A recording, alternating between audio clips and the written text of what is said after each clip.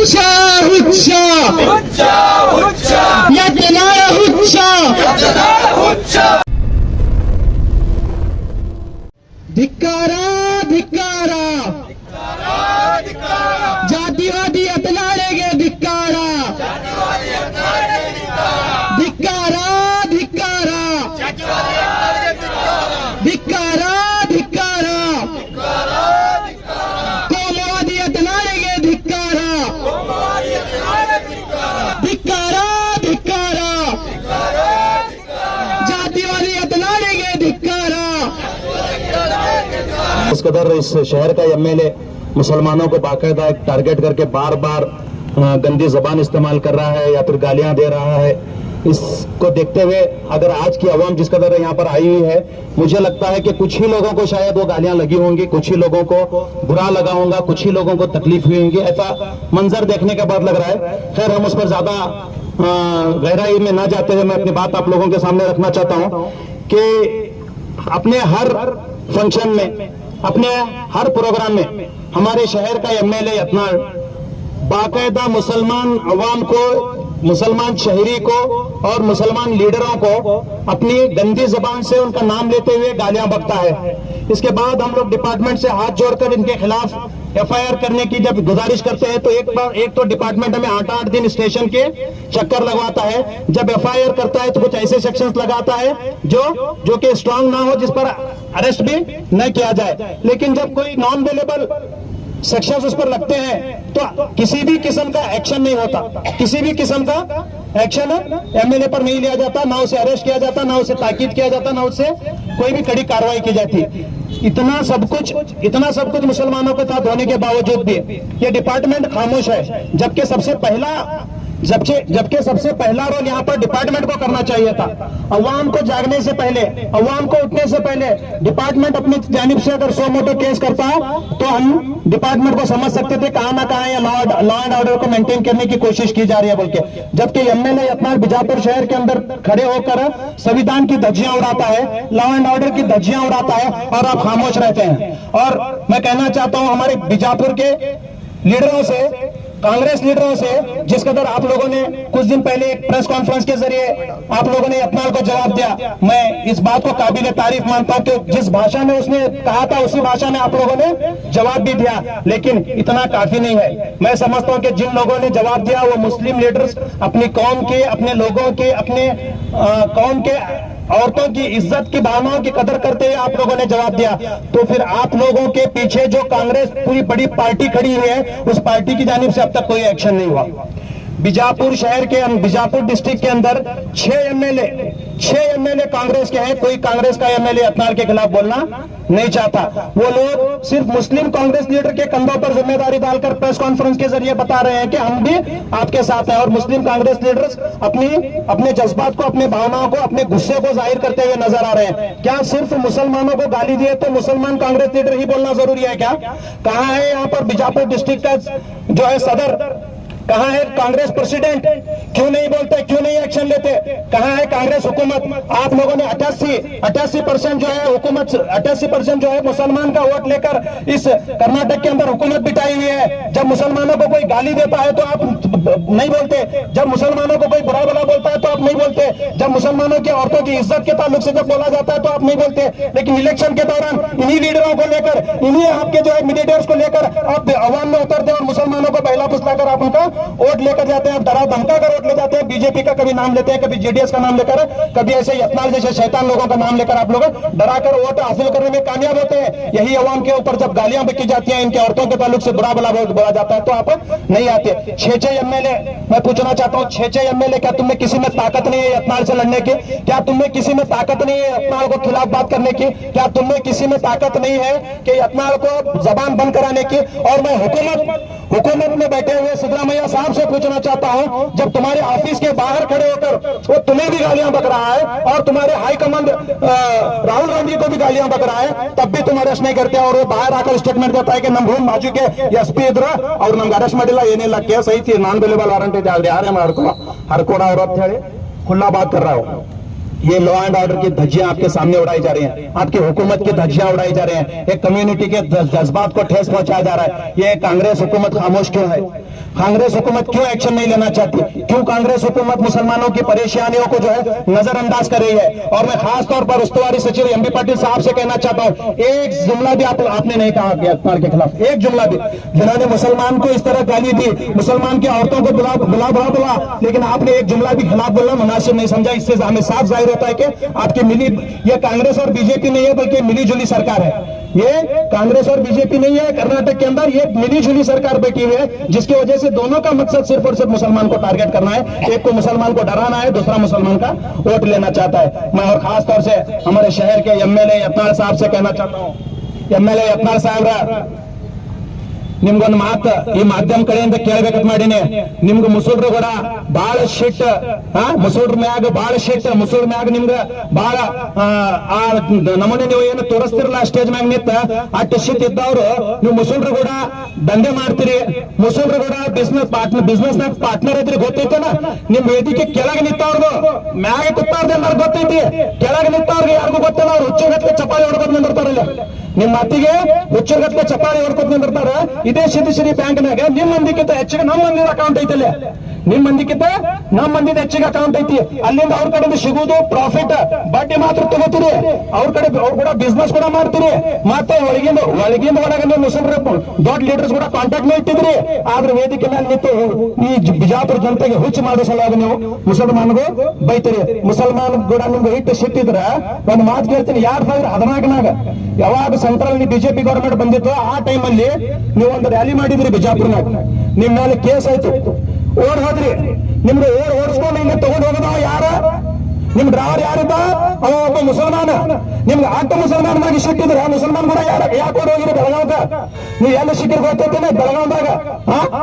ಬೆಳಗಾವದಿಂದ ನಿಮ್ಗೆ ಪೊಲೀಸ್ ಹಿಡ್ಕೊಂಡ್ ಬಂದ್ರ ನೀವು ಯಾಕೆ ಓಡ್ ಹೋಗಿದ್ರಿ ಮುಸಲ್ಮಾನ್ ಕೂಡ? ಅವಾಗ ಡ್ರೈವರ್ ಹೇಳ್ತಿರತ್ತ ನೀವು ನಿಮ್ ಮಂದಿ ಬಾಳ ನಿಯತ್ತಿನ ಕೆಲಸ ಮಾಡ್ತಾರಪ್ಪ, ನಿಮ್ಮ ಡೇರಿಗೆ ಯಾರು ಬರಂಗಿಲ್ಲ, ಅದರ ಸಂಬಂಧ ನಾನು ನೀನು ಕರೆದಿದ್ದೀನಿ. ಇವ್ರು ಒಳಗಿನ ಮಾತು ನೋಡ್ರಿ ಹಂಗದ. ಬೆಂಗಳೂರಿನಾಗ ಅಸೆಂಬ್ಲಿದಾಗ ಕಣ್ಣು ಮುಚ್ಚಿ ಬೇಷಾದಂಗ ನಾಟಕ ಮಾಡಿದ್ರಿ ನೀವು. ದವಾಖಾನೆ ಸೇರ್ಸಿದ್ರು ನಿಮ್ಗೆ ಒಯ್ದು ಅಲ್ಲಿ ನಿಮ್ ಟ್ರೀಟ್ಮೆಂಟ್ ಕೊಟ್ಟಿದ್ದವ ಯಾರ? ಅವ ಒಬ್ಬ ಮುಸಲ್ಮಾನ್ ಡಾಕ್ಟ್ರ. ನಿಮ್ಗೆ ಅಟ್ಟ ಶಿಟ್ಟಿದ್ರಪ್ಪ ಅಂತಂದ್ರ ಆ ಮುಸಲ್ಮಾನ್ ಡಾಕ್ಟರ್ ಕಡೆಯಿಂದ ಯಾಕೆ ಟ್ರೀಟ್ಮೆಂಟ್ ತಗೊಂಡ್ರಿ ನೀವು? ಅವು ಹೇಳ್ಬೇಕಾಗಿತ್ತು, ನೀವು ನನ್ನ ಟ್ರೀಟ್ಮೆಂಟ್ ಮಾಡ್ಬಾರ್ದು, ನಾ ಸತ್ರ ಸಾಯಲಾಗತ್ತೀನಿ ಹೇಳ್ಬೇಕಾಗಿತ್ತು. ಜೀವ ಹೊಂಟೈತಂದ್ರೆ ಮುಸಲ್ಮಾನ್ ಬೇಕಾ? ಜೀವ ಹೊಂಟೈತಂದ್ರೆ ಮುಸಲ್ಮಾನ್ ಬೇಕು, ಜೀವ ಬಂದಿರ್ಬೇಕ ಮುಸಲ್ಮಾನ್ ಬೇಡ. ಮುಸಲ್ಮಾನ್ ವಕಫಾಸ್ತಿ ಬೇಕು, ಅವನೇ ಡಾಕ್ಟರ್. ನೋಡ್ರಿ ಅದು ನಿಯತ್ತಿನ ಕೆಲಸ ಮಾಡ, ಅವ್ನ ಫೋಟೋ ನಿಮ್ ಮನ್ಯಾಗ ಹಚ್ಚಿ ಪೂಜೆ ಮಾಡ್ರಿ, ಆ ಡಾಕ್ಟರ್ ಫೋಟೋ ನಿಮ್ ಮನ್ಯಾಗ ಹಚ್ಚಿ ಪೂಜೆ ಮಾಡ್ರಿ. ಅವ್ನು ಯಾಕೆ ನಿಯತ್ತಿನ ಕೆಲಸ ಮಾಡಾನ? ಟ್ರೀಟ್ಮೆಂಟ್ ಕೊಡುವತ್ನಾಗ ಚುಚ್ಚೋದ್ ಇಂಜೆಕ್ಷನ್ ಬಿಟ್ಟು ಮತ್ತೆ ಯಾವ್ದು ಇಂಜೆಕ್ಷನ್ ಚೂಸ್ತಿತ್ತಂದ್ರ ಇವತ್ತು ನಿಮ್ಮ ಓಂ ನಮಃ ಶಿವಾನೇ, ಓಂ ನಮಃ ಶಿವಾನೇ. ನಾವ್ ಇಲ್ಲಿ ಎಲ್ಲಾರು ಮಾತಾಡ್ತಿದ್ವಿ, ಗೌರವ ತಂದಾರೇನ, ಗೌರವ ತರಾಗತ್ತಾರೇನ, ಬಂದೈತೆ ಅಂಬುಲೆನ್ಸ್ ಬರ್ತಿದ್ ಬಿಜಾಪುರ ಟೊಯ್ ಮಾಡ್ಕೊತ. ಆ ಡಾಕ್ಟರ್ದ ಕಾಲ್ ಇಡುವ ತೊಳೆದ ನೀರ್ ಕುಡೀರಿ ನೀವು. ಆ ಫೋಟೋ ಒಂದು ಮನ್ಯಾಗ ಹಚ್ಚಿರಿ, ಆ ಫೋಟೋ ಒಂದ ಮನ್ಯಾಗ ಹಚ್ಚಿ ದೇವರದಾಗ ಮುಂಜಾನೆ ಎದ್ಕೊಳ್ಳಿ ಅವಂದೇ ಪೂಜೆ ಮಾಡ್ರಿ ಮೊದಲು ನೀವು. ಯಾಕಂತಂದ್ರ ನಿಮ್ಗೆ ಜೀವ ಉಳಿಸಿದವ ಯಾರನೇ ದೇವರವ. ಅವ ಯಾರ? ಒಂದು ಮುಸಲ್ಮಾನ. ಅವ ಒಂದ ಮುಸಲ್ಮಾನ. ನಿಮ್ಗೆ ವಿಚಾರ ಮಾಡ್ಬೇಕು ನೀವು. ಇಲ್ಲಿ ಬಿಜಾಪುರದಲ್ಲಿ ಇನ್ಕಮ್ ತಿಂತೀರಿ ನೀವು, ಬಹಳಷ್ಟು ದಂಧೆ ಅವ ನಿಮ್ಮ. ಮುಸಲ್ಮಾನ್ ಕೂಡ ಪಾರ್ಟ್ನರ್ ಅದಿರಿ ನೀವು. ಆದ್ರೆ ಬಿಜಾಪುರ ಹಿಂದೂ ಮಂದಿಗೆ, ಕೆಲವೊಂದು ಹಿಂದೂ ಜನರಿಗೆ ಹುಚ್ಚು ಮಾಡಾಕತ್ತೀರಿ ನೀವು. ನಾ ಆ ಜನರಿಗೆ ಹೇಳ್ಬೇಕಂತ ಮಾಡೀನಿ, ಆ ಜನರನ್ನು ಕೆಳಗೆ ನಿಂತವ್ರು ನೀವು ವಿಚಾರ ಮಾಡ್ರಿ. ಯಾವ ಮಾತಿಗೆ ಜೋಶ್ನಾಗ್ ಬಂದು ನೀವೇನ್ ಚಪ್ಪಾಳಿ ಹೊಡಿತಿರ್ಲಾ, ಆ ವೇದಿಕೆ ಮೇಲೆ ಕೂತವ್ರದ್ದು ಮನಿಗಳು ನೋಡ್ರಿ ಹಂಗದ. ಎಲ್ಲಾರು ಬಂಗ್ಲೆದಾಗ ಇರ್ತಾರ, ಬಂಗ್ಲೆದಾಗ ನೀವು ನಿಂತವ್ರದ್ದು ಮನ್ಯಾಗ ಬಾಡಿಗೆ ಮನ್ಯಾಗ ಅದಿರಿ ನೀವು ವಿಚಾರ ಮಾಡ್ರಿ. ಅವ್ರ ಮಾತನಾಗ ನೀವು ಸಿಗ್ಬಿರ್ಬೇಡ್ರಿ. ಇದೇ ವಕಫ್ ವಿರೋಧಿ ಮಾಡಕ್ ಅವ್ರ ಮಕ್ಕಳು ಯಾಕೆ ಮುಂದೆ ಬಂದಿಲ್ಲ? ಅವರು ಮಕ್ಕಳು ಯಾಕೆ ಮುಂದೆ ಬಂದಿಲ್ಲ? ನೀವು ಹೇಳಿದ್ರಲ್ಲ, ನಮ್ಮ ಇಬ್ರು ಹುಡುಗರು, ಇಬ್ರು ಬಹಳ ಶಾಣೆ ಅದಾರ. ಒಬ್ರು ಅಮೆರಿಕಾದಾಗ ಅದ, ಒಬ್ಬ ಲಂಡನ್ದಾಗ ಅದ. ಶಾಣೆ ಹುಡುಗರು ಇರ್ಬೇಕಂದ್ರ ಅಮೆರಿಕಾದಾಗ, ಒಬ್ಬ ಲಂಡನ್ದಾಗ. ನಿಮ್ ಹುಡುಗ ನಮ್ಮ ಸಾಮಾನ್ಯ ಜನರು, ನಮ್ಮ ಹಿಂದೂ ದೋಸ್ತರು, ನಮ್ಮ ಹಿಂದೂ ಬಾಂಧವರು ನಿಮ್ ಕೂಡ ಇಲ್ಲಿ ವಕಫ್ ವಿರೋಧಿ ಮಾಡಿ ಅವ್ರು ಹೋಗಿ ಜೈಲ್ನಾಗ ಬೀಳ್ಬೇಕು, ಕಾನೂನು ವಿರೋಧಿ ಮಾಡಿ ಹೋಗಿ ಜೈಲ್ನಾಗ ಬೀಳ್ಬೇಕು, ಆ ಸಂವಿಧಾನದ ವಿರೋಧಿ ಮಾಡಿ ಹೋಗಿ ಜೈಲ್ನಾಗ ಬೀಳ್ಬೇಕು. ನೀವಿಂತ ರಾಜಕೀಯ ಸಲುವಾಗಿ ನೀವೇನ್ ಮಾಡಾಕತ್ತಿರ್ಲ, ಇದು ನಮ್ಗೆ ಎಲ್ಲ ಗೊತ್ತದ. ಯಾಕಂದ್ರೆ 2014 ಮೊದಲು ನೀವು JDS ದಾಗಿದ್ದಾಗ ನಾನು ನೋಡಿ, ನೀವೇ ಮೊನ್ನೆ ಛತ್ರಪತಿ ಶಿವಾಜಿ ಸರ್ಕಲ್ನಾಗ ಹೇಳಿರ್ಲ, ಛತ್ರಪತಿ ಶಿವಾಜಿ ಮಹಾರಾಜದ ಉಪಕಾರ ನಮ್ಮ ಮೇಲೆ ಐತಿ, ಇರ್ಲಿಕ್ಕಂದ್ರ ನಾ ಇವತ್ತು ಬಶೀರ್ ಅಹಮದ್ ಪಟೇಲ್ ಯತ್ನಾಳ್ ಇರ್ತಿದ್ನ ಅಂತ ಹೇಳಿರ್ಲ. ನೀವು ನೀವು ಬಶೀರ್ ಅಹಮದ್ ಯತ್ನಾಳಿ ಇದ್ರಿ JDC ಇದ್ದಾಗ, ಬಶೀರ್ ಅಹಮದ್ ಪಟೇಲ್ ಯತ್ನಾಳಿ ಇದ್ರಿ, ಮತ್ ನಿಮ್ ಮಗ್ಗಲ್ಗೇನ್ ಕೂತಿದ್ದಲ್ಲ ಅವ ಸುಳಿಬಾಯಿ, ಅವ ಸುಲೇಮಾನ್ ಇದ್ದ, ಅವ್ರಿಗೆ ಗೊತ್ತಿಲ್ಲ. ಅವ ಸುಲೇಮಾನ್ ಇದ್ದ, ಯಾಕಂತಂದ್ರೆ ಅವ್ರಿಗೆ 1500 ವರ್ಷದ ಹಿಂದೆ ಅಟ್ಟೆ ಇತಿಹಾಸ ಗೊತ್ತದ, ಆದ್ರೆ ಹಿಂದಿನ ಇತಿಹಾಸ ಗೊತ್ತಿಲ್ಲ. ಹೇಳ್ತೀನಿ ಕೇಳ, ಇಲ್ಲಿ ಹೇಳ್ತೀನಿ ಕೇಳಿ, ನಿಮ್ಗೆ ಇತಿಹಾಸ ಏನೈತೆ ಅನ್ನೋದು. ನಮ್ಮ 1,24,000 ಪೈಗಂಬರ್ಗಳು ಈ ಜಗತ್ತಿನಲ್ಲಿ ಬಂದಿದ್ದಾರೆ. ಅದರಲ್ಲಿ ಲಾಸ್ಟ್ ಪೈಗಂಬರ್ ನಮ್ಮ ಮೊಹಮ್ಮದ್ ಸಲ್ಲಲ್ಲಾಹು ಅಲೈಹಿ ವಸಲ್ಲಂ. ಅವ್ರದ್ದು ಕೂಡ ಅಟ್ಟೆ ನಿಮ್ಗೆ ಇತಿಹಾಸ ಗೊತ್ತದ. ಮೊಹಮ್ಮದ್ ಸಲ್ಲಲ್ಲಾಹು ಅಲೈಹಿ ವಸಲ್ಲಂ ಅಪ್ಪವ್ರ ಹೆಸರು ಗೊತ್ತೈತೇನ? ಅಬ್ದುಲ್ಲಾ. ಅವ್ರ ಕಾಕಾವ್ರ ಹೆಸರ ಅಬೂ ತಾಲಿಬ್. ಅವ್ರ ಮುತ್ತೆಯವ್ರ ಹೆಸರ ಅಬ್ದುಲ್ ಮುತಾಲಿಬ್. ಇವರೆಲ್ಲ ಮುಸ್ಲಿಮ್ರಲ್ಲ. ಏನ್ ಅಲ್ಲಿ ಯಾರು ಸುಲಿಬಾಯಿ ಇದ್ದೇನು? ಏನ್ ಬಸವನಗೌಡ ಇದ್ದ? ಎಲ್ಲಿ ಏನ್ ಕೇಳಾಕ್ ಬರ್ತಿದ್ದಿಲ್ಲ. ಎಲ್ಲ ಏನಿದೆ ಮುಸುಲ್ರೆ. ಈ ಜಗತ್ತಿನಾಗ ಬಂದಿದ್ದವರು ನಮ್ ಬಾಬಾ ಅತ್ತಾರ ಅವ್ರಿಗೆ. ಅವರು ಬಾಬಾ ಆದಮ್ ಅವ್ರು ಬಂದಿದ್ದಾರೆ. ಆದಮ್ ಅಲೈಹಿ ಸಲಾಮ್. ನಾವು ನೀವು ಎಲ್ಲಾರು ಬಾಬಾ ಆದಮ್ ಅಲೈಹಿ ಸಲಾಮ್ ಅವನಾದ. ನೀವು ಏನ್ ಹೇಳಿದ್ರಲ್ಲ, ನಾವು ಶಿವಾಜಿ ಮಹಾರಾಜ್ ಅವ್ರ ಕರ್ತವ್ಯ ನನ್ನಾಗ ಆಗ್ತಿದ್ದಿಲ್ಲ ಅಂತಂದ್ರ ನಾವು ಬಶೀರ್ ಅಹಮದ್ ಇರ್ತಿದ್ದೇಳಿ. ನೀವು ಇದ್ದಿದ್ದೆ ಬಶೀರ್ ಅಹಮದ್, ನೀವು ಕನ್ವರ್ಟ್ ಆಗಿ ಬಸವನಗೌಡ್ರ ಆಗಿರಿ. ಇದು ಮಾತು ಗೊತ್ತಿರ್ಬೇಕು ನಿಮ್ಗೆ. ನೀವು ಏನಾರ ಎದಿಕೆನಾಗಿ ಹುಟ್ಟ 4 ಮಂದಿ ಖುಷಿ ಮಾಡ್ಕೋತ, ಕೆಳಗಿನವ್ರು ಖುಷಿ ಮಾಡ್ಕೋತ ನೀವು ಮಾತಾಡಿದ್ರೆ ಎಲ್ಲಾರು ಒಪ್ಪಂಗಿಲ್ಲ. ನೀವು ಬುದ್ಧಿಗೇಡು ಮಂದಿಗೆ ಹುಚ್ಚು ಮಾಡಬಹುದು, ಬುದ್ಧಿಗೇಡು ಮಂದಿಗೆ ಹುಚ್ಚು ಮಾಡಬಹುದು. ಆದ್ರೆ ಎಲ್ಲಾ ಜನ ಬಿಜಾಪುರ ಜನತೆಗೆ ಹುಚ್ಚು ಮಾಡಕ್ ಸಾಧ್ಯ ಇಲ್ಲ. ಮತ್ತೆ ನಿಮ್ದೇನು ಎಜೆಂಡಾ ಇಟ್ಕೊಂಡು ಅಂತಿಲ್ಲ ನೀವು. ಈ ಬಿಜಾಪುರದ ಪವಿತ್ರ ಭೂಮಿ, ಸೂಫಿ ಸಂತರ ಭೂಮಿ, ಈ ಭೂಮಿಯ ಮೇಲೆ ರಕ್ತವನ್ನು ನೋಡ್ಬೇಕಂತ ಹೇಳಿ ನಿಮ್ದೇನು ಕೆಟ್ಟ ವಿಚಾರವನ್ನು ಇದಾವಲ್ಲ, ಈ ವಿಚಾರಕ್ಕೆ ಯಾವತ್ತೂ ನಾವು ಬಿಜಾಪುರ ಜನತೆ ಯಾವತ್ತೂ ಸಾಧ್ಯ ಆಗಕ್ ಕೊಡಂಗಿಲ್ಲ. ನೆನಪಿಡ್ರಿ, ಈ ವಿಚಾರಿಗೆ ನಾವು ಬಿಜಾಪುರ ಜನತೆ ಯಾವತ್ತೂ ಸಾಧ್ಯ ಆಗಕ ಕೊಡೋದಿಲ್ಲ. ನಿಮ್ದು ಇದು ಕೆಟ್ಟ ವಿಚಾರ ತಗೊಂಡೇ ಸಾಯ್ಬೇಕು. ನೀವು ಕೆಟ್ಟ ವಿಚಾರ ತಗೊಂಡೇ ಸೀದಾ ಇಲ್ಲಿಂದ ಜನ್ನತ್ಗೆ. ಇಲ್ಲಿ ಮಾತ್ರ ನಿಮ್ದು ವಿಚಾರ ಇಂಪ್ಲಿಮೆಂಟ್ ಆಗಾಕ ಈ ಬಿಜಾಪುರ ಜನತೆ ಬಿಡೋದಿಲ್ಲ. ಮತ್ತೆ ಇನ್ನೊಂದು ಮಾತು, ನಾ ಪೊಲೀಸ್ ಡಿಪಾರ್ಟ್ಮೆಂಟ್ ದವ್ರಿಗೆ ಇರ್ತೀನಿ. ನಮ್ ಹೊಸ SP ಸಾಹೇಬ್ರು ಬಂದಾರ ಬಿಜಾಪುರ್ಗೆ. ಫಸ್ಟ್ ಅಂತಂದ್ರೆ ಅವ್ರನ್ನ ನಾ ಇಸ್ತಕ್ಬಾಲ್ ಮಾಡ್ತೀನಿ. ಮತ್ತೆ 2ನೇ ಮಾತು ಏನಂತಂದ್ರೆ ನಿನ್ನೆ ಅವ್ರು ಒಂದು ಪ್ರೆಸ್ ಕಾನ್ಫರೆನ್ಸ್ ಮಾಡಿದ್ರು ಕ್ರಿಮಿನಲ್ಸ್ ಬಗ್ಗೆ ತಾವೊಂದು ಪ್ರೆಸ್ ಕಾನ್ಫರೆನ್ಸ್ ಮಾಡಿದ್ರು. ಪ್ರೆಸ್ ಕಾನ್ಫರೆನ್ಸ್ ಅಲ್ಲಿ ನಿಮ್ಮ ಮಾತನ್ನು ಬಹಳ ನನ್ಗ ಕೇಳಿ ಬಹಳ ಚಲೋ ಅನಿಸ್ತು ನನ್ಗೆ ಮಾತು. ಆ ಕ್ರಿಮಿನಲ್ಸ್ ಬಗ್ಗೆ ಮಾಡಿರಲ್ಲ, ಆ ಬಿಜಾಪುರ್ನಲ್ಲಿ ನಮ್ಮ ಎಲ್ಲಾರ್ಕಿಂತ ದೊಡ್ಡ ಕ್ರಿಮಿನಲ್ ಅಂತಂದ್ರೆ ನಮ್ಮ MLA ಬಸವನಗೌಡ ಯತ್ನಾಳ್. ಮೊದಲ ಅವನಿಗೆ ಹತ್ರಿ ಬಿಜಾಪುರ್ನಾಗ ಶಾಂತಿ ಇರ್ತೈತಿ. ಮೊದಲ ಅವನಿಗೆ ಹತ್ರಿ ಬಿಜಾಪುರ್ನಾಗ ಶಾಂತಿ ಇರ್ತೈತಿ. ಮತ್ತ ಅವನ ಮೇಲೆ ಏನೋ ಆಕ್ಷನ್ ಮಾಡ್ಲಿಲ್ಲಪ್ಪ, ಮತ್ ಇವ ಮುಂದೆ ಹಂಗೆ ವೈಕೋತ್ ನಿಂತ ಯಾವ್ದ್ರ ವೇದಿಕೆ ಮೇಲೆ ಅಂತಂದ್ರೆ ಈ ಬಿಜಾಪುರ ಜನ ಇವತ್ತು ಬಂದಿದವ್ರು ಬಹಳ ಕಡಿಮೆ ಮಂದಿ ಬಂದಾರ. ನಾವು ಇಡೀ ಬಿಜಾಪುರನಾಗ ಗೋಳೆ ಮಾಡಿಸೋದಂತ ಕೆಪಾಸಿಟಿ ನಮ್ಮಲ್ಲ ಅದ. ಆ ಇಡೀ ಬಿಜಾಪುರ ಜನತೆಗೆ ತಗೊಂಡು ನಾವು SP ಆಫೀಸ್ ಕೂಡ ಗೆರವ್ ಮಾಡ್ತೀವಿ. ನೆನಪಿಡ್ಬೇಕಾಗುತ್ತೆ.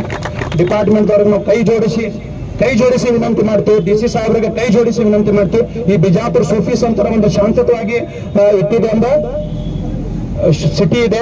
ಇದು ಹಂಗಿದೆ, ಹಂಗೆ ಇರ್ಬೇಕು. ಇಂಥ ಒಂದು ಹರಕನಾಲಿದವರು ಯಾರು ಬಂದ ಈ ಬಿಜಾಪುರ ವಾತಾವರಣ ಕೆಡಿಸಬಾರ್ದು. ಆದ್ರೆ ಅದ್ರ ಮ್ಯಾಗ ನೀವು ಲಾ ಅಂಡ್ ಆರ್ಡರ್ ಸ್ಟ್ರಿಕ್ಟ್ ಆಗಿ ಮೇಂಟೈನ್ ಮಾಡ್ಬೇಕು ಅಂತ ಒಂದು ವಿನಂತಿ. और मैं साथ ही साथ यहाँ पर आए हुए तमाम अवाम का शुक्रिया अदा करता हूँ, और पुलिस डिपार्टमेंट जिन्होंने हमें एक सिक्योरिटी दिया, और इनका भी मैं शुक्रिया अदा करता हूँ। और मैं सबसे अहम बात आप लोगों को बताना चाहता हूँ, सुनी बेली स्टेज पर खड़ा होकर एक बात बोला, सुनी बेली स्टेज पर खड़ा होकर एक बात बोला कि हम उपकार से आप लोगों को इस देश में रखे हुए हैं, वरना आपको भी देश से भगा सकते हैं। अरे तुम्हारे बाप अंग्रेज हमें नहीं भगा सके तो तू क्या भगाएगा हमें? तुम्हारे बाप अंग्रेज हमें नहीं भगा सके तो तू क्या भगाएगा? ये सबूत है हमारे पास, ये ताम्रपत्र है। मेरे दादा इस देश की आजादी के लिए लड़े थे, और तेरे जैसे कई कुत्तों को इन्होंने भगाया, तेरे जैसे कई कुत्तों को इन्होंने भगाया। अगर ऐसा कोई ताम्रपत्र उस दौर की हुकूमत की जानिब से जो दिया गया था 1947 में श्रीमती इंदिरा गांधी की जानिब से, ये मेरे दादा वली अहमद दराक्षी को दिया गया था, तो अगर ऐसा कोई ताम्रपत्र अगर तेरे पास भी है तो मैं चैलेंज करता हूं तुझे कि मीडिया के जरिए बता। मुझे मालूम है अगर तेरे पास कोई चीज है तो सिर्फ और सिर्फ सावरकर का जो है माफीनामा, इसके अलावा कुछ नहीं है। याद रख, क्योंकि ये हमारे देशभक्ति का सबूत है। हमारे बाप दादा, हमारे आबा अजदाद, हम मुसलमानों के बाप दादा ने आजादी के लिए अपने सर भी कटाए हैं, और मेरे दादा जो है 6 महीने का जो है काला पानी भी जो है बर्दाश्त कर चुके हैं, तब जाकर इस देश को आजादी मिली। तू नहीं, तेरे बाप को हम लोग इस देश से निकाल चुके हैं, तो तेरे पैर उखाड़ने के लिए हमें देर नहीं लगेगी। और याद रख हमारी बात को, जब हम मुसलमान खामोश है तो ये हमारी इंसानियत है, वरना तुम्हारे बाप को नहीं सुनने वाले लोग हैं हम, तुझे क्या सुनेंगे आप? आज का हमारा यहाँ जो जमने का मकसद है, 15 अक्टूबर को हमारा बीजापुर का कम्युनल MLA, एक जातिवादी MLA, एक हुच्चा MLA जो मुसलमानों के खिलाफ नफरत फैलाने का काम करता है, और जो इस मुल्क की और बीजापुर शहर की अमन और शांति को खत्म करने की बात करता है।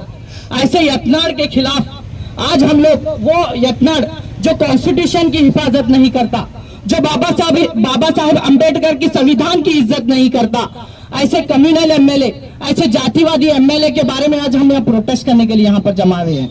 हम हुकूमत से मुतालबा करते हैं कि यत्नाड़ को अरेस्ट करें, और मैं मिस्टर यत्नाड़ से कहता हूं कि वो एक प्रेस कॉन्फ्रेंस के जरिए मुसलमान औरतों से माफी मांगे, मुसलमान औरतों से माफी मांगे, और यहाँ पर रहने वाले तमाम मुसलमानों से यत्नाड़ माफी मांगे, और राहुल गांधी से माफी मांगे, और सीएम सिद्धरामैया से माफी मांगे, और बीजेड जमीर अहमद के उनसे भी माफी मांगे, और दिनेश गुंडूराव की पत्नी तबस्सुम जी से उनसे भी माफी मांगे, और ना जाने कितने लोगों की यत्नाड़ आज तक अपमान कर चुका है। उन तमाम लोगों से बसवनगौड़ा पाटिल यत्नाड़, जो एक कम्युनल एमएलए है, जो एक दहशतगर्द यहाँ पर फैलाने की कोशिश कर रहा है, जो यहाँ दंगे भड़काने की कोशिश कर रहा है, मैं उसे डिमांड करता हूँ कि वो माफी मांगे, और मैं हुकूमत से मुतालबा करता हूँ कि उसे अरेस्ट किया जाए।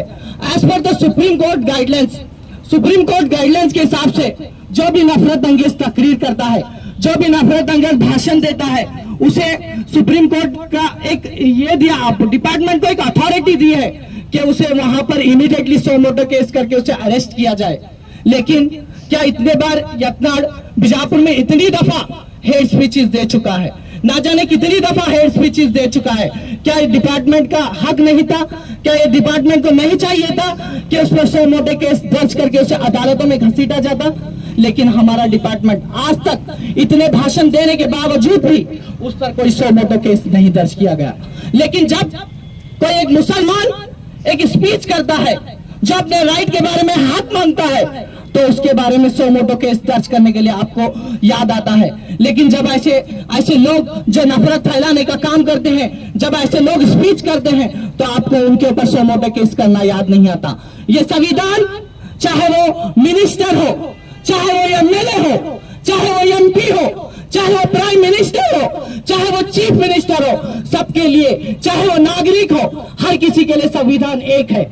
हर किसी के ऊपर, जब आम नागरिक के ऊपर तुम केस दर्ज कर सकते हो, तो मिस्टर यत्नाड़ के नाम पर भी आपको केस दर्ज करना होगा, उसे जेल में डालना होगा। गणेश पाकिस्तान का नाम लेकर यत्नाड़ बार बार पाकिस्तान का नाम लेकर एक पॉलिटिक्स करने की कोशिश कर रहा है, यहाँ के अवाम को तकलीफ देने की कोशिश कर रहा है। मुल्क में, हिंदुस्तान में जितने लोग यहाँ पर रहते हैं, पाकिस्तान का नाम लेकर हमें तकलीफ देने की कोशिश कर रहा है। ऐसे ही 1947 से पहले, जंग आजादी से पहले भी कुछ लोगों ने साजिशें की थी, पाकिस्तान का नाम लेकर इस हिंदुस्तान का बंटवारा किया था। जो गोलवालकर, जो हेगड़ेवर की शक्ल में मौजूद थे, आज उन्हीं की पैरवी करते हुए आज यत्नाड़ भी यहाँ हिंदू मुस्लिम की राजनीति करके यहाँ हिंदू मुसलमान को बांटने की कोशिश कर रहा है, जो यहाँ की जनता कभी होने नहीं देगी।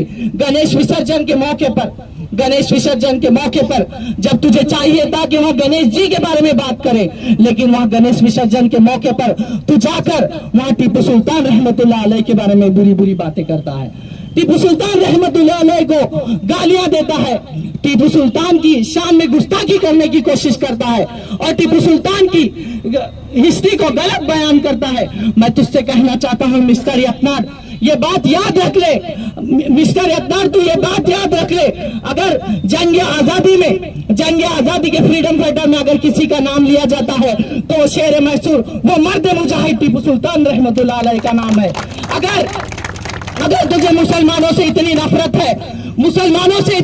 है, टोपी पहनने वालों से इतनी नफरत है, बुर्का पहनने वालों से तुझे इतनी नफरत है, बुर्का पहनने वालों को तेरे ऑफिस के करीब न आने की बात करता है, टोपी पहनने वालों को तेरे ऑफिस के नजदीक नहीं आने की बात करता है। अगर ये मुसलमान नहीं होते, मैं बहुत जिम्मेदारी के साथ आपको ये बात कहना चाहता हूँ, अगर ये मुसलमान ना होते तो ये देश आजाद ना होता।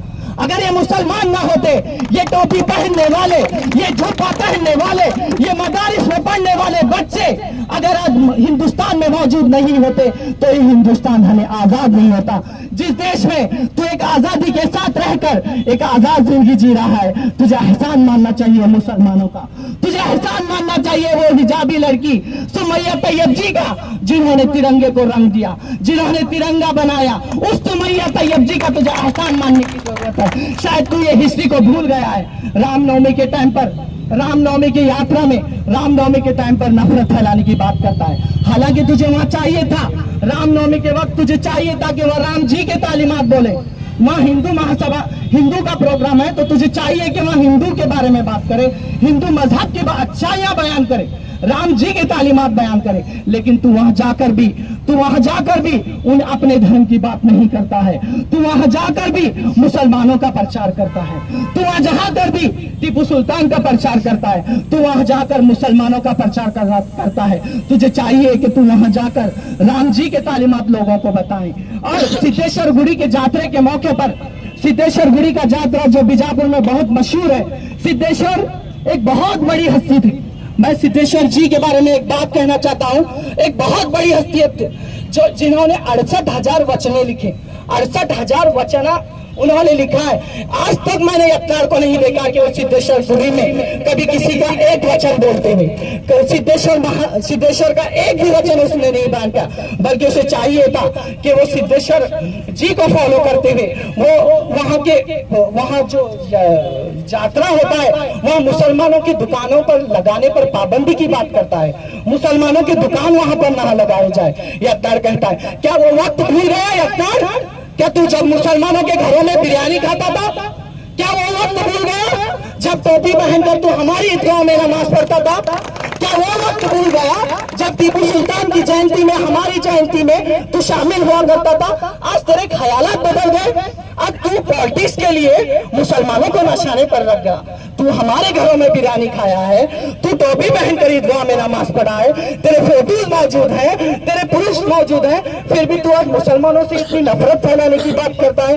दशहरे के मौके पर, पहली बात मैं यत्नार को बोलता हूं कि तू पॉलिटिकल लीडर बनने से पहले, कोई भी इंसान हो, एक पॉलिटिकल लीडर बनने से पहले उसे एक अच्छा इंसान बनने की जरूरत है।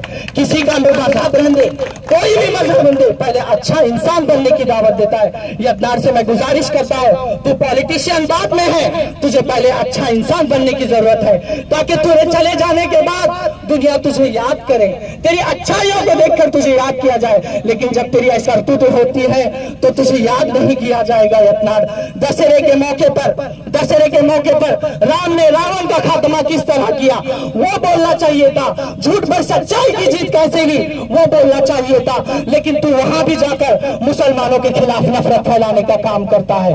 बसवन्ना की सरजमी पर, सूफिया लोगों की सरजमी पर रहकर बसवन्ना की तालीमात पर अमल करना तू भूल गया। शायद तू बसवन्ना की हिस्ट्री को पढ़ता तो आज शायद ये कम्युनल बातें नहीं करता। शायद तू बसवन्ना की हिस्ट्री को जानता तो तेरे ऐसे जातिवादी भाषण नहीं होते। यत्नार, 26 मई 2014 को तू क्या भूल गया? 26 मई 2014 को एक होटल में जाकर छुप कर बैठा था, तुझे याद नहीं है? 26 मई 2014 को दंगे भड़काने के जुर्म में एक होटल में इस पुलिस डिपार्टमेंट से खौफजदा होकर छुप कर बैठा था, तुझे वहां से उठा कर लाया था। क्या वही हिस्ट्री को फिर से दोहराने की बात करता है? क्या फिर से तुझे उठाना होगा तेरे घर से? तू कहां छुपता है वहां से?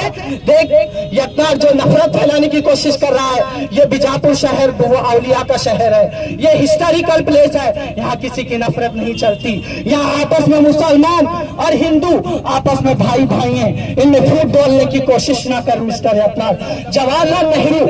जवाहरलाल नेहरू और गांधी जी के बारे में इल्जामात लगाता है अपने भाषण में। यत्नार जवाहरलाल नेहरू और गांधी जी पर इतना इल्जामात लगाता है।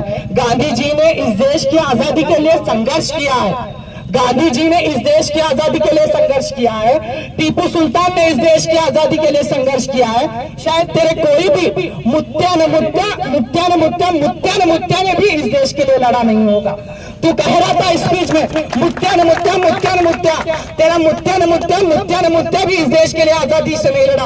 हाँ, मैं ये गर्व के साथ कह सकता हूँ, मैं आज फख्र के साथ कह सकता हूँ, मेरे मुत्या न मुत्या, मुत्या न मुत्या ने इस देश की आजादी के लिए लड़ा है। जा गेट वे ऑफ इंडिया पे देख, हजारों मुसलमानों के नाम वहां पर मिलेंगे। आज मुसलमानों की हिस्ट्री को बदलने की कोशिश कर रहा है। मैं पूछना चाहता हूँ, राहुल गांधी को गालियां दे रहा है, सीएम सिद्धरामैया साहब को गालियां दे रहा है, लेकिन ये हुकूमत क्या कर रही है? मैं पूछना चाहता हूँ सिद्धरामैया की सरकार से, ये हुकूमत क्या कर रही है? जब 88% मुसलमानों ने तुम्हें वोट देकर तुम्हारी सरकार बनाई, आज तुम वही मुसलमानों को जब ये अत्याचार, मुसलमानों की औरतों को गालियां देता है, मुसलमानों को गालियां देता है, टीपू सुल्तान को गालियां देता है, तो तुम अरेस्ट नहीं कर सकते? हमारे होम मिनिस्टर परमेश्वर साहब क्या कर रहे हैं? हमारे चीफ मिनिस्टर सिद्धरामैया साहब क्या कर रहे हैं? क्यों अब तक उसे अरेस्ट नहीं किया गया? आखिर क्या वजह है जो यकदार को इतनी खुली आजादी से भाषण बोलने की इजाजत दी जा रही है? मुसलमानों को अरेस्ट किया जा रहा है, यकदार को छोड़ दिया जा रहा है। 5 बार यकदार के खिलाफ 5 बार नॉन अवेलेबल वारंट आया है। कितनी बार? 5 बार नॉन अवेलेबल वारंट आया। अब तक यकदार को कितनी बार तुमने जेल में लेकर गए? मैं यहाँ के डिपार्टमेंट अगर मौजूद है तो मैं डिपार्टमेंट से भी सवाल पूछना चाहता हूँ, यकदार को आप कब जेल में लेकर गए? अगर वही बातें अगर कोई मुसलमान कहता तो आप उसे इमीडिएटली जेल लेकर, भले ही मुसलमानों के वो अखलाक नहीं है, मुसलमानों की वो तालीमात नहीं है, वो किसी के धर्म को बुरा भला नहीं कहते, मुसलमानों की ये शान नहीं है कि वो किसी के धर्म के बारे में बुरे अल्फाज कहें। मुसलमानों के जितने भी प्रोग्राम्स होते हैं वो अपने मजहब के बारे में वहां पर बात करते हैं, किसी और मजहब का वहां पर चर्चा नहीं करते। और मिस्टर यकदार के जो भाषण में, यहाँ बीजापुर में बहुत सारे हिंदू भाई हैं और बहनें हैं, क्रिश्चियंस हैं, बहुत सारे मुसलमान हैं, जो यकदार के जहां जहां भी भाषण हो रहे हैं, मैं खासकर हाथ जोड़कर ये तमाम लोगों से विनती करता हूं कि यकदार जहां जहां स्पीच कर रहा है वैसे प्रोग्राम्स में अपने बच्चों को ना भेजें, क्योंकि इनके बच्चे बन रहे हैं डॉक्टर, इनके बच्चे बन रहे हैं ऑफिसर्स, इनके बच्चे बन रहे हैं इंजीनियर। वहां जाकर चाहे बीआरपी, चाहे यकदार, चाहे बसवनगौड़ा पाटिल बोलने वालों के बच्चे बन रहे हैं सेंटरिंग के मिस्त्री, उनके बच्चे बन रहे हैं किसी के कपड़ों की दुकान में काम कर रहे हैं, रोडों पर कूली का काम कर रहे हैं। ये यंग जनरेशन की पूरा फ्यूचर को खराब, तबाह बर्बाद करने का काम कर रही है ये बीजेपी सरकार। बीजेपी के जितने भी प्रोग्राम्स कहीं पर भी हो, मैं आप सबसे गुजारिश करता हूँ ऐसे प्रोग्राम्स में अपने बच्चों को ना भेजें, क्योंकि आपके बच्चे हमारे हिंदुस्तान का मुस्तकबिल है। ये लोग आपके बच्चों का मुस्तकबिल खराब कर रहे हैं। और बीजापुर में और एक हराम